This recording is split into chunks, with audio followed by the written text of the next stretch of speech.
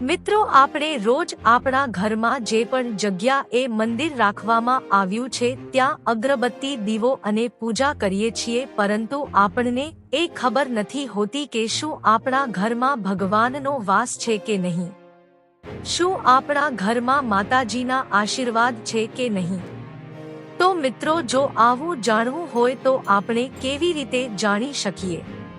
તો મિત્રો, આ વિડીયોમાં આપણે જે પણ શાસ્ત્ર પ્રમાણે સંકેતો આપવામાં આવ્યા છે તેમજ જૂના સમયમાં દાદા પરદાદાઓ જે સંકેતોનું પાલન કરતા હતા તે સંકેતોથી આપણે જાણી શકીએ છીએ કે આપણા ઘરમાં ભગવાનના આશીર્વાદ છે કે નહીં। તો ખાસ મિત્રો, આ વિડીયોમાં અમે તમને અમુક સંકેતો જણાવવા જઈ રહ્યા છીએ, જે સંકેતો જાણ્યા પછી આપને પણ ખબર પડી જશે કે શું આપના ઘરમાં ભગવાનનો કે માતાજીનો વાસ છે કે નહીં, શું આપના ઘરમાં માતાજીના આશીર્વાદ છે કે નહીં।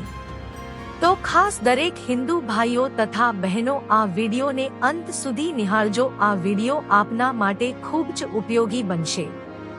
મિત્રો, સંકેતોની વાત કરીએ તેના પહેલા એકવાર આ વિડીયોને લાઈક કરી અને કોમેન્ટ બોક્સમાં જય લક્ષ્મી માતાજી જરૂરથી લખી નાખજો, જેથી લક્ષ્મી માતાજીની કૃપા આપ સૌના પરિવાર પર બની રહે। એક સૂતી વખતે સપનામાં જો તમને કોઈ ભગવાનની તસવીર કે કોઈ પણ મંદિર દેખાઈ આવે છે તો એ સીધા સંકેત છે કે આપના પરિવાર પર ભગવાનના આશીર્વાદ છે।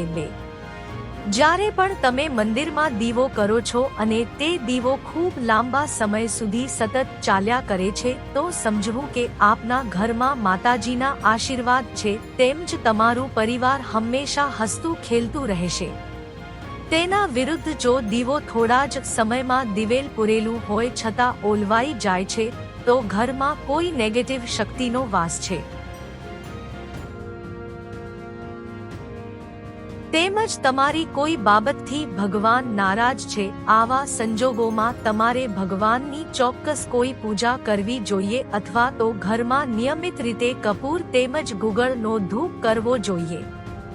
3. અચાનક જ મંદિરની કોઈ મૂર્તિ નીચે પડીને ખંડિત થઈ છે તો સમજવું કે તમારી કોઈ બાબતથી ભગવાનમાં નારાજગી આવી છે। આવા સંજોગોમાં ભગવાન પાસે માફી માંગવી જોઈએ અને ફરીવાર સરસ રીતે મંદિરનો શણગાર કરીને ભગવાન અને બિરાજમાન કરવા જોઈએ। 4.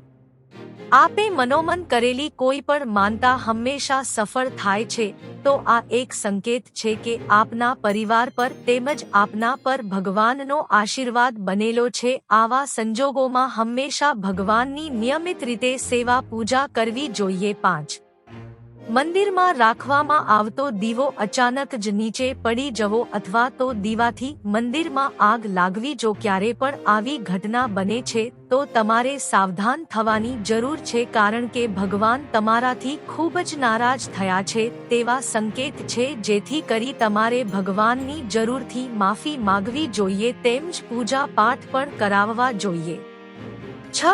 ભગવાનને ચડાવવામાં આવતા ફૂલ બીજા દિવસ પણ સારા રહે છે તો સમજવું કે તમારા સમગ્ર પરિવાર પર ભગવાનના આશીર્વાદ બનેલા છે તેમજ હંમેશા તમારા ઘરમાં પોઝિટિવ ઉર્જાનો વાસ છે। 7.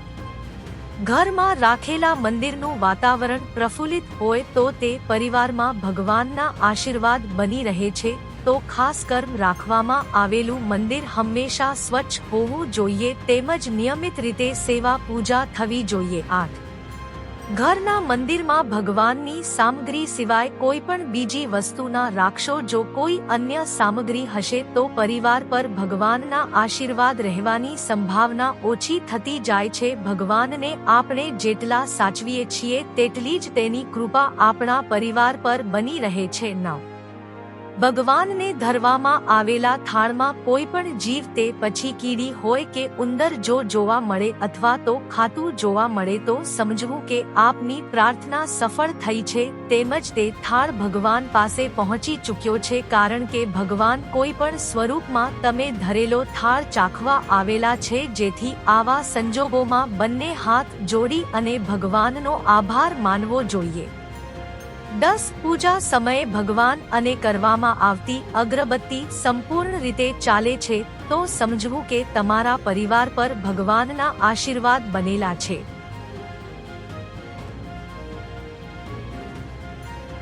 11 પૂજા સમયે ઘરમાં નાના બાળકો પણ ભગવાનના નામ અથવા તો ધૂન ગાય છે તો સમજવું કે આવનારો સમય તમારા પરિવાર માટે ખૂબ જ સારો આવશે તેમજ આપના સંતાનો પર માતાજીના આશીર્વાદ બનેલા છે.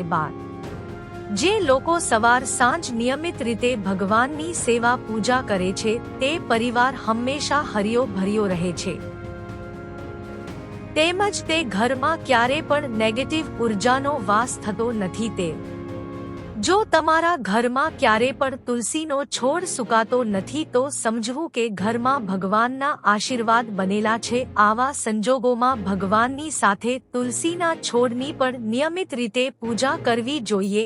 એક અગરબત્તી આપ તુલસીના છોડ પર પણ રાખી શકો છો.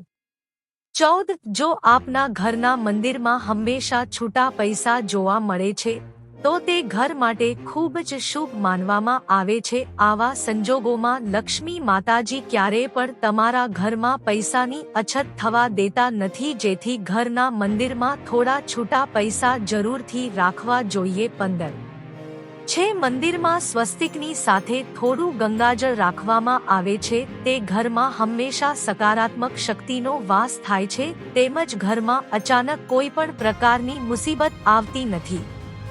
16 ધીમામાં પડેલા ધંધાની આવકમાં અચાનક જ વધારો થવા લાગે તો પણ સમજવું કે લક્ષ્મીજીની કૃપા તમારા ઉપર બનવા લાગી છે. આવા સમયમાં ક્યારે અભિમાન કરવું નહીં અને ઘમંડી બનવું નહીં, પરંતુ સાચા મનથી લક્ષ્મીજીનો આભાર માનવો.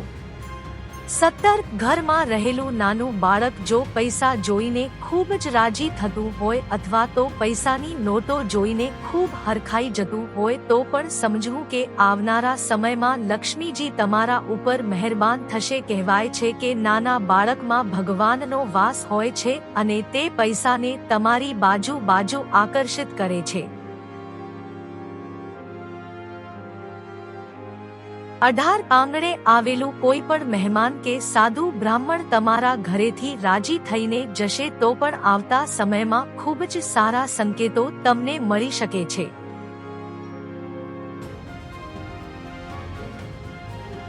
19 એક માન્યતા અનુસાર ક્યારે પણ તમે કોઈ પણ ભગવાનની પિત્તળની મૂર્તિને સ્નાન કરાવો છો ત્યારે જો પાણીનો કલર આછા પીળા રંગનો થવા લાગે તો પણ સમજવું કે તમારા ઘરમાં ભગવાનનો વાસ રહેલો છે. 20 ઘરના કોઈ પણ એક રૂમમાં જઈને બારી બારણા બંધ કરીને ધ્યાનથી બેસો તો ત્યાં તમને ઓમનો અવાજ સંભળાતો હોય તેવો ભાસ થવા લાગે તો પણ સમજવું કે તે ઘર ખૂબ જ પવિત્ર છે અને ત્યાં ભગવાનનો વાસ રહેલો છે. અને મિત્રો, આ માહિતી કોઈ સુધી પહોંચાડવી એ એક પુણ્યનું કામ છે, જેથી તમે આ માહિતી કોઈને શેર કરશો તો પણ તમે પુણ્યના ભાગીદાર થશો. એટલે જરૂરથી આ માહિતીને તમારા ગ્રુપમાં અને મિત્રમાં જરૂરથી શેર કરો. આ માહિતી આપને પસંદ આવી હોય તો ખાસ આ વિડીયોને લાઈક કરી અને કોમેન્ટ બોક્સમાં એકવાર જય માતાજી જરૂરથી લખી નાખજો, જેથી માતાજીની કૃપા આપ સૌના પરિવાર પર બની રહે. અને ખાસ મિત્રો, આપણી આ ચેનલને સબસ્ક્રાઇબ કરવાનું પણ ભૂલશો નહીં. ફરી મળીશું નવા કોઈ એપિસોડ સાથે. ખૂબ ખૂબ ધન્યવાદ.